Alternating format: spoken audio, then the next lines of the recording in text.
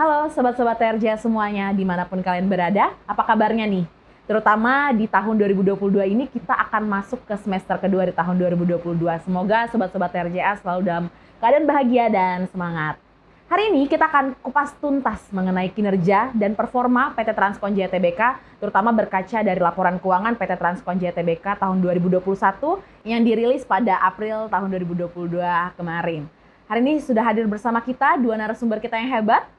Ada Mbak Saskia dan Mbak Tia. Halo Mbak Saskia dan Mbak Tia, apa kabarnya? Halo Kak Geraldine. Oke, boleh sih dibuka maskernya ya, karena kita semua di sini sudah tes antigen dan sudah vaksin booster. Oke, Mbak Saskia nih, saya mau langsung tanya-tanya boleh ya hari ini ya Mbak Saskia.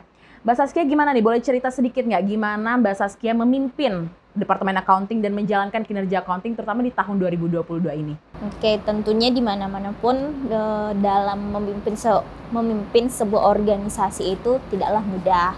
Baik organisasinya kecil kah, mau organisasinya besar, pasti pemimpin yang ada di dalamnya itu tetap akan ada masanya mengalami kesulitan. Cuman ya dalam namanya pemimpin harus dalam situasi apapun harus sigap terhadap masalah yang ada. Nah, di Departemen Accounting sendiri, syukur kami bisa melakukan tugas dan tanggung jawab kami dengan baik, dan tentunya itu ada karena koordinasi yang baik antara anggota dan antara anggota dengan anggota lainnya dan anggota dengan pemimpin yang ada di situ atau saya sendiri. Nah, sehingga laporan-laporan seperti proses audit untuk menghasilkan laporan audit, laporan ke pajak dan laporan-laporan lainnya itu kami bisa penuhi dengan di waktu yang tepat seperti itu.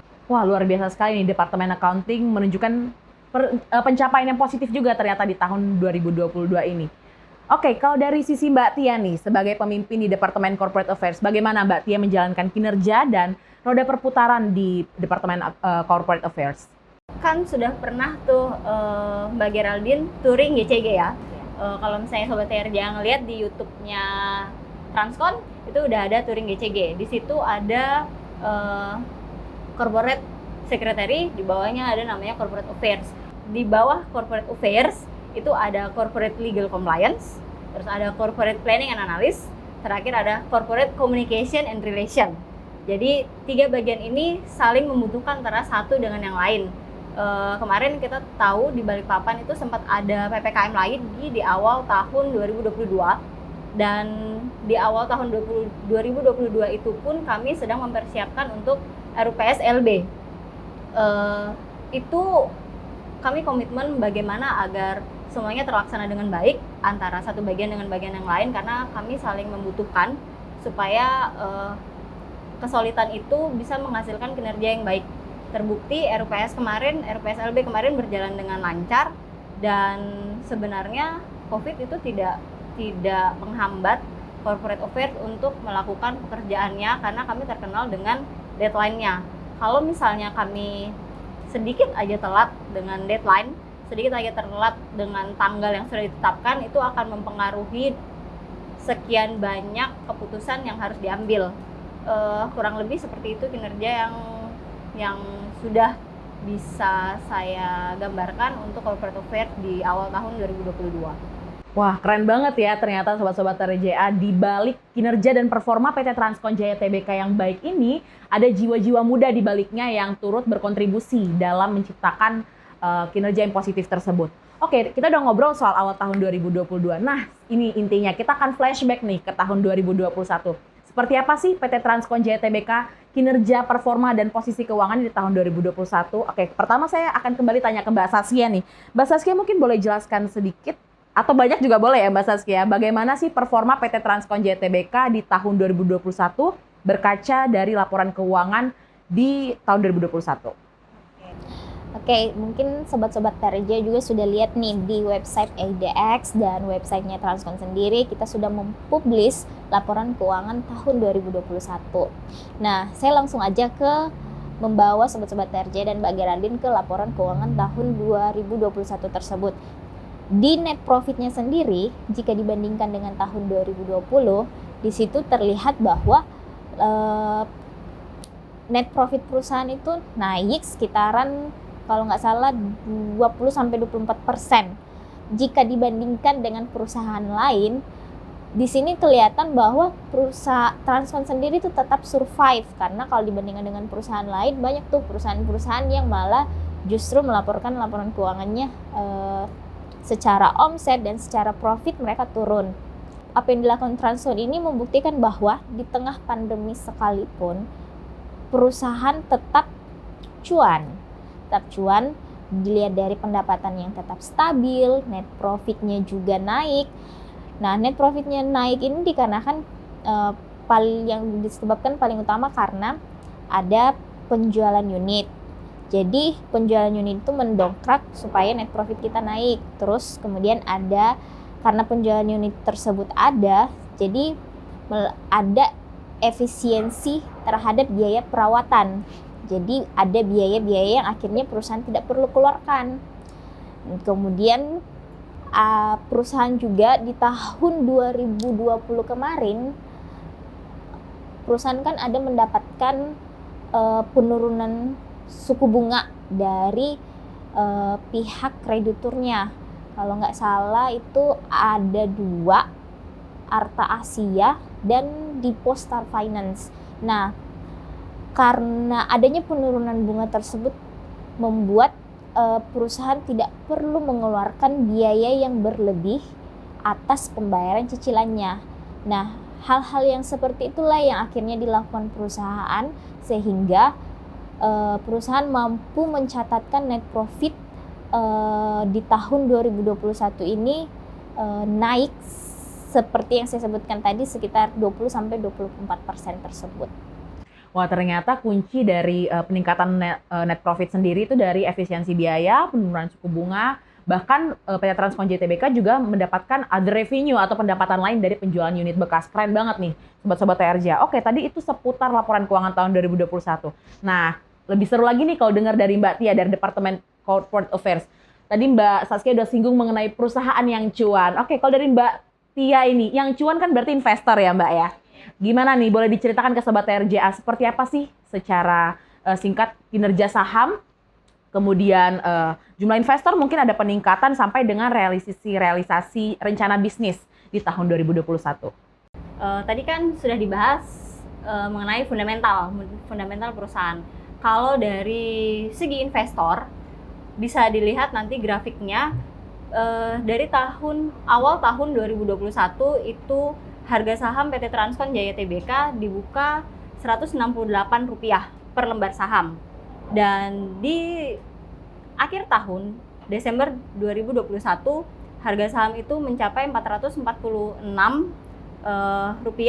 per lembar saham.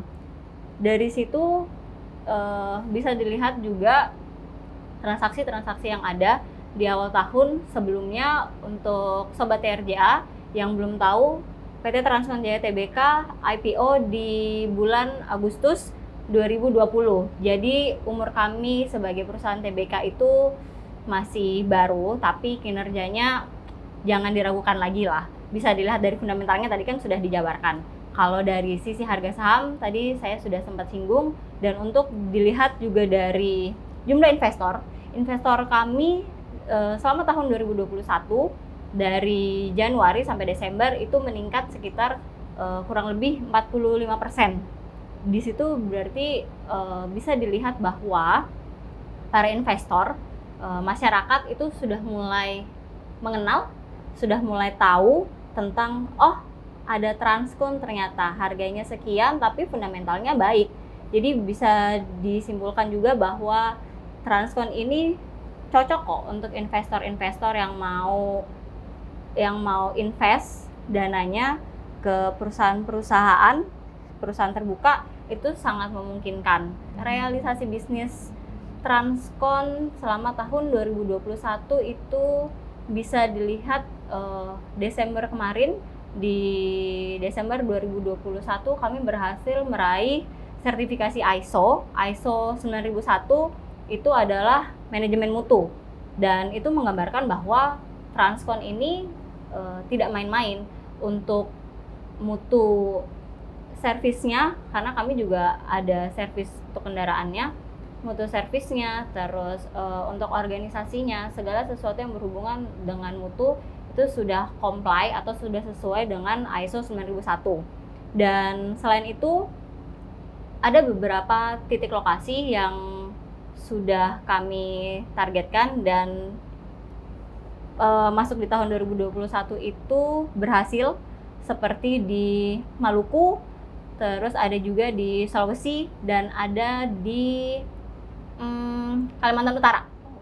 Nah, untuk titik-titik baru itu kan juga harus diimbangi dengan tipe unit. Kalau sebelumnya tipe unit kami itu lebih ke double cabin, single cabin yang biasa dipakai di pertambangan. Tapi di tahun 2021 kami mulai menambah tipe unitnya, nggak cuma double cabin sama single cabin, tapi ada truk sama minibus. Jadi kalau misalnya customer membutuhkan, kami udah mulai menyiapkan nih.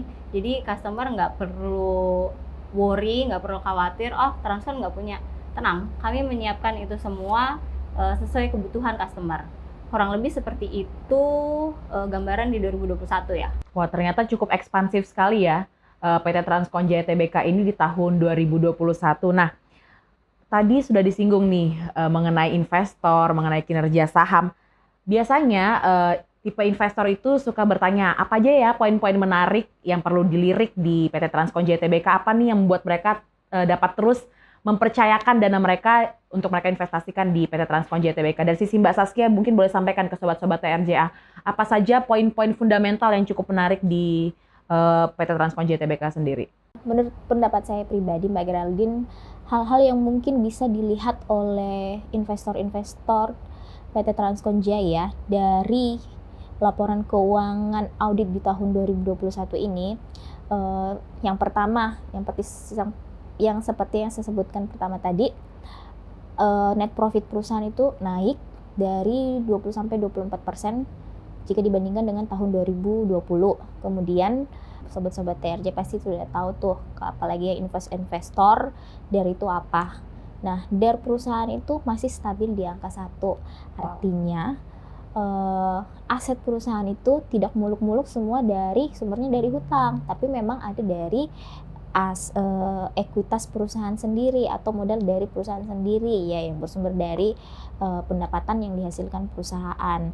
Dan yang bisa dilihat juga, bayangkan nih, saya ingat tahun 2018 itu DER perusahaan itu pada saat itu 3,6. Wow. Dari 3,6 di tahun 2018 sampai di tahun 2021 sekarang itu rasionya 1:1. 2018 3:1, sekarang tahun 2021 1:1. Jadi bayangkanlah ya, dari situ saja bisa terlihat, wah, perusahaan ini sangat survive ya,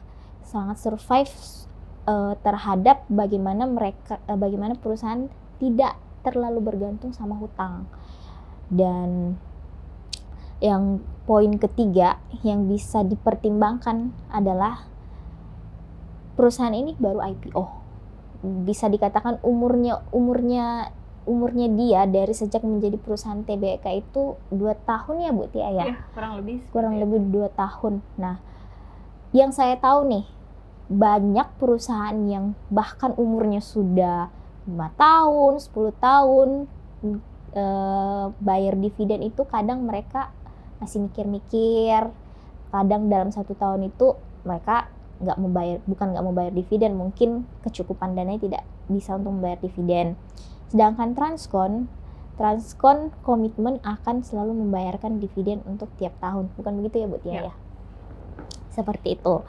Nah, jadi bisa dipertimbangkan bahwa perusahaan ini saja baru IPO tapi sudah bayar dividen. Yang keempat, valuasi saham PT Transcon Jaya menurut saya pribadi itu masih murah. Nah, kenapa? PBV-nya itu masih 1 kalau menggunakan harga sekarang 2 minggu terakhir itu average 200. Kalau misalnya investor masuk di harga sekarang, itu menurut saya masih murah.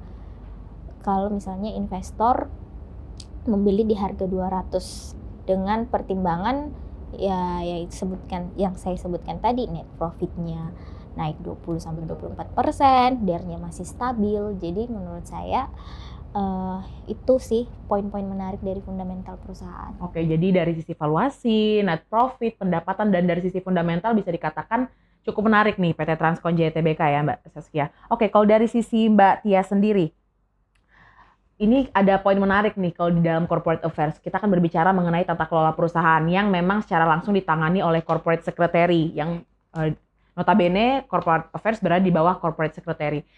Mbak Tia boleh jelaskan nggak kepada sobat-sobat TRJ bagaimana sih perusahaan comply atau bagaimana perusahaan memenuhi prinsip-prinsip tata kelola perusahaan yang baik, terutama berfokus di bidang ESG, Environment, Social, and Governance. Sebelumnya yang tadi disebutkan ESG, Environment, Social, and Governance itu merupakan suatu pedoman bagi perusahaan, terutama bagi perusahaan yang sudah go public atau perusahaan terbuka. Nah, seperti kita ketahui bersama bahwa Transcon ini merupakan perusahaan penyewaan kendaraan, dan lebih banyak digunakan untuk daerah pertambangan. Tapi sebagai perusahaan yang bergerak di pertambangan, itu bukan berarti kami tidak peduli terhadap lingkungan. Dan seperti bisa dilihat di tayangan yang ada di layar, kami memiliki hutan kota dan kami memang berkomitmen untuk saat ini dengan Dinas Lingkungan Hidup Kota Balikpapan, kami sangat berkomitmen untuk ikut berpartisipasi dalam mengelola kawasan hijau yang ada di Kota Balikpapan. Nah, di tayangan ini Sobat TRJ bisa lihat kawasan hijau yang sudah kami kelola, dan itu setiap tahunnya, bukan setiap tahun, maksud saya setiap bulan itu kami akan merawat, jadi seperti membersihkan, memberikan pupuk, dan yang melakukan itu adalah karyawan-karyawan PT Transcon Jaya Terbuka. Tujuannya agar lingkungan yang kami jaga ini benar-benar berguna dan benar-benar bermanfaat untuk lingkungan sekitar yang ada di lingkungan tersebut. Selain itu, kami juga kami merupakan perusahaan otomotif yang Sobat TRJ ketahui, perusahaan otomotif itu lebih dikenal dengan mekanik yang lebih banyak, dan mekanik itu lebih sering adalah pria. Betul sekali. Lebih banyak pria harusnya ya, atau secara umum itu pria yang lebih banyak. Tapi untuk PT Transcon Jaya Tbk sendiri, kami tidak hanya berfokus kepada pria. Kami tidak menutup jalan untuk wanita-wanita yang memang memiliki skill, yang memang memiliki kompetensi untuk otomotif tersebut. Nah, di tayangan ini juga ada beberapa mekanik kami, bahkan ada juga yang bagian fabrikasi itu merupakan perempuan-perempuan hebat. Tidak hanya itu, komisaris utama kami, Ibu Juliana Teresiaji, itu merupakan pimpinan kami, komisaris utama, dan beliau ya wanita. Jadi untuk kesetaraan gender kami sangat concern untuk hal itu. Terbukti per Desember 2021 persentase antara perempuan dengan laki-laki di PT Transcon Jaya Tbk itu meningkat dari tahun sebelumnya. Di tahun 2020 itu hanya 9% wanitanya, dan di tahun 2021 itu meningkat menjadi kurang lebih 12%. Itu untuk kesetaraan gender. Wow. Selain itu ada pendidikan itu juga sangat difokuskan untuk PT Transcon Jaya. Tujuannya ya karena kita ketahui bersama IKN itu ada di Kalimantan Timur. Betul. Lokasinya tidak jauh dengan kantor kita saat ini ya. Benar. Balikpapan akan diproyeksikan sebagai penyanggah IKN, penyanggah ibu kota negara. Nah, itu yang membuat PT Transcon Jaya Tbk ingin sekali untuk mendidik, untuk melatih teman-teman kita yang ada di SMK dan yang ada di perguruan tinggi. Saat ini PT Transcon Jaya Terbuka sudah bekerja sama dengan beberapa sekolah menengah kejuruan dan perguruan tinggi yang ada di Kota Balikpapan. Tujuannya ya untuk memberitahu, mengajarkan bahwa di dunia kerja itu seperti ini, disiplin ilmunya itu seperti ini, agar teman-teman kita yang ada di SMK dan yang ada di perguruan tinggi setelah mereka lulus, mereka bisa langsung diserap oleh para perusahaan-perusahaan dan terlebih juga untuk Transcon sendiri. Itu tadi beberapa poin-poin ESG yang sudah diterapkan oleh PT Transcon Jaya Tbk. Oke, kalau jadi berdasarkan pemaparan dari Mbak Tia tadi dijelaskan, selain pemenuhan tata kelola perusahaan melalui pelaporan yang cukup baik dan tepat waktu seperti yang disampaikan oleh Mbak Saskia juga, ternyata untuk pemenuhan ESG sendiri PT Transcon Jaya Tbk mewujudkannya dalam bentuk CSR atau kegiatan tanggung jawab sosial perusahaan yang dilakukan di bawah Departemen Corporate Affairs. Oke, tadi kita udah selesai nih flashback-nya ya. Sobat-sobat TRJA dan teman-teman investor sudah bisa menilai sendiri selain dari membaca laporan keuangan, mendengarkan pemaparan dari dua narasumber kita, tadi sudah dibahas. Sekarang kita akan membahas mengenai target, mengenai proyeksi, terutama di tahun 2022 dan beberapa tahun yang akan mendatang. Dari sisi Mbak Saskia nih, boleh disampaikan bocoran tipis-tipis nih mengenai target atau hal-hal apa yang diharapkan meningkat di tahun-tahun berikutnya, dilihat dari sisi posisi keuangan dan akuntansinya. Target peningkatan yang diharapkan perusahaan, diharapkan sih perusahaan itu kedepannya tetap menjaga kestabilan rasio hutangnya 1:1. Dan yang kedua tentunya diharapkan perusahaan ke depan terus mencatatkan kenaikan profit itu 20-25%. Oke, Itu jadi sih target. estimasi Estimasi di angka itu. Paling rendah sih kita harapkan itu 20 naik selalu 20%, Oke. paling tinggi 25%.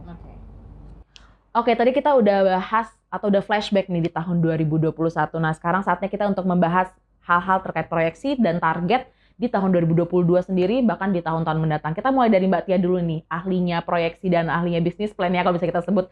Kalau dari Mbak Tia sendiri bagaimana nih? Bisa dijelaskan sedikit kepada Sobat TRJ apa saja rencana bisnis atau mungkin aksi korporasi yang perusahaan akan wujudkan di tahun 2022 atau mungkin di tahun-tahun mendatang? Rencana bisnis atau aksi korporasi di tahun 2022 atau beberapa tahun ke depan ya. Sekarang kita sudah ada di bulan Mei tahun 2022. Beberapa bulan sebelumnya, tepatnya di bulan Februari, tanggal 25 Februari 2022, PT Transcon Jaya Tbk itu sudah menggelar rapat umum pemegang saham luar biasa. Nah, hasilnya yang diperoleh dari rapat umum pemegang saham luar biasa tersebut adalah pendirian dua entitas anak. Dua entitas anak ini sudah berhasil didirikan di tanggal 11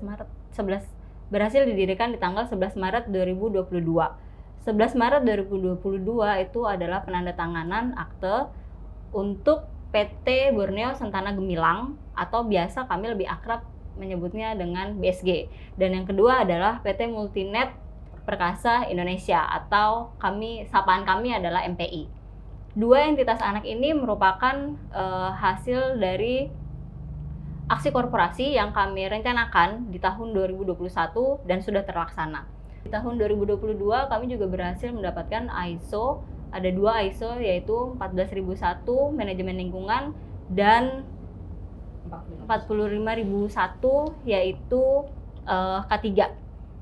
Itu juga menggambarkan bahwa PT Transcon Jaya memang sangat concern untuk lingkungan, untuk manajemen lingkungannya dan juga untuk K3-nya. Jadi teman-teman atau sobat TRJA nggak perlu khawatir kalau melihat dari ini perusahaannya lebih banyak di pertambangan nih.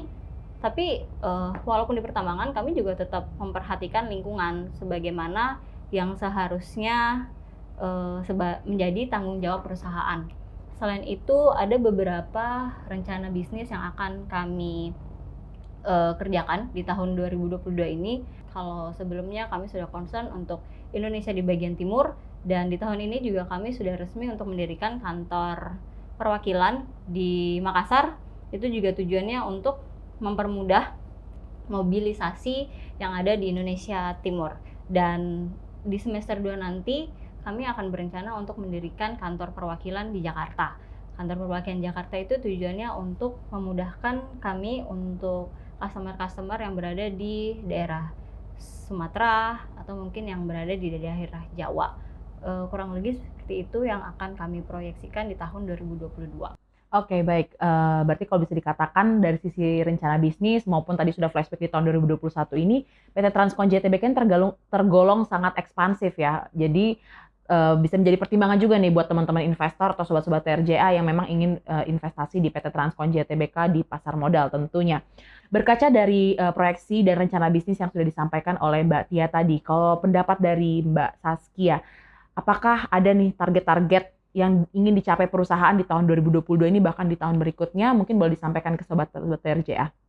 Seperti yang Mbak Tia sebutkan tadi, dengan segala macam action plan yang akan dilakukan oleh perusahaan ke depannya khususnya di tahun 2022 ini,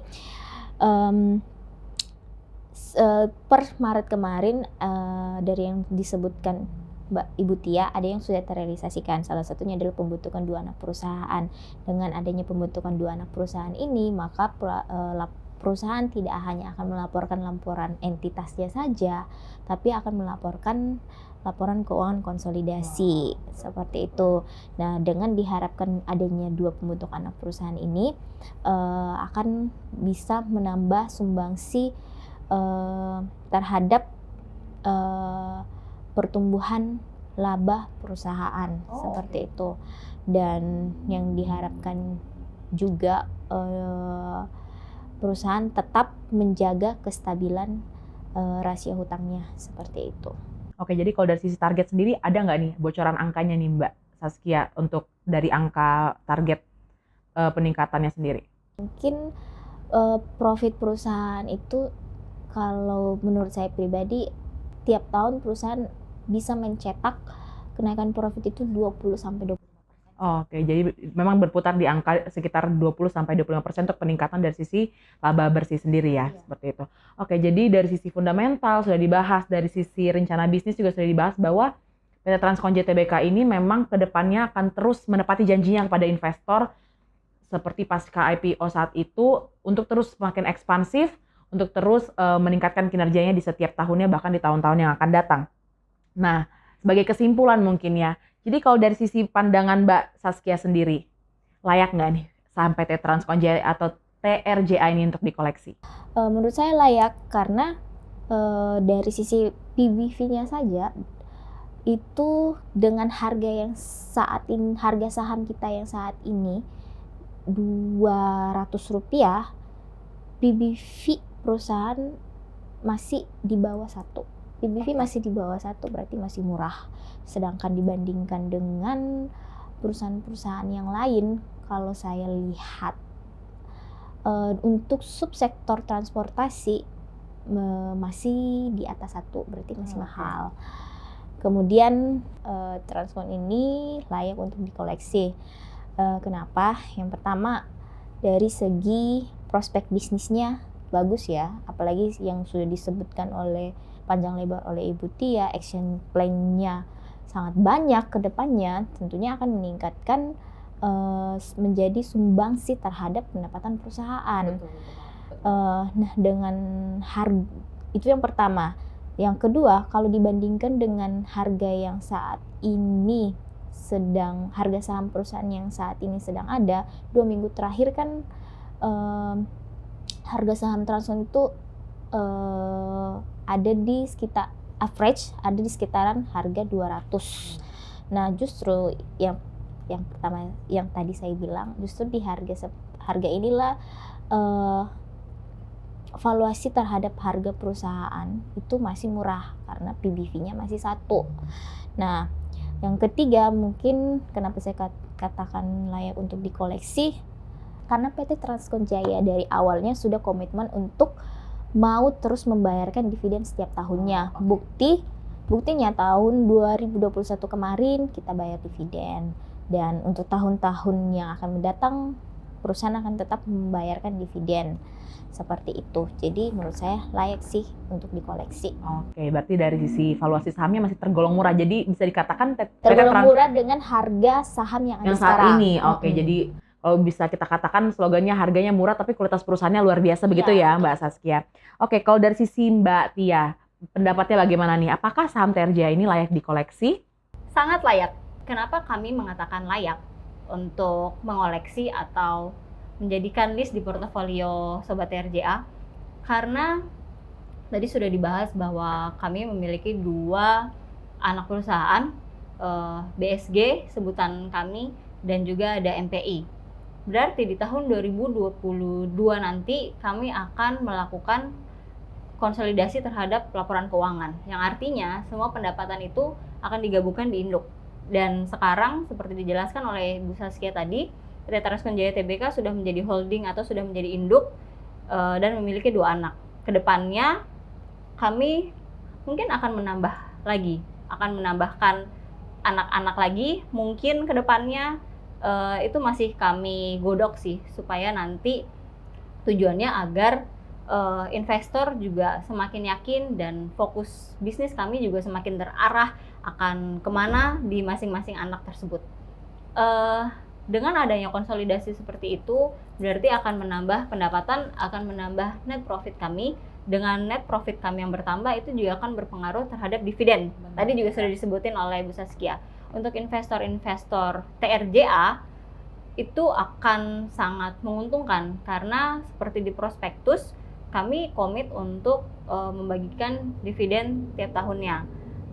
Itu berarti bertambahnya net profit, bertambahnya pendapatan kami akan berpengaruh terhadap dividen yang akan diterima oleh setiap investor. Kurang lebih seperti itu beberapa alasan kenapa TRJA itu wajib ada di portofolio Sobat TRJA. Nah, dari pemaparan 2 narasumber kita yang hebat hari ini, semoga membantu sobat-sobat TRJA dan teman-teman investor untuk semakin mempertimbangkan, mengulik lagi lebih dalam, mengupas lebih tuntas mengenai kinerja dari PT Transkon Jaya Tbk. Dan pastikan sobat-sobat TRJA selalu mendapatkan updates dan informasi terbaru melalui platform-platform yang kami miliki seperti Instagram, Facebook, LinkedIn, dan YouTube, bahkan dari website kami sendiri. Jadi untuk video kali ini sampai di sini dulu. Jangan lupa di like, subscribe, dan share ke semua teman-teman kalian agar kita semakin mengenal lagi mengenai PT Transkon Jaya Tbk. Sampai jumpa semuanya, salam sehat!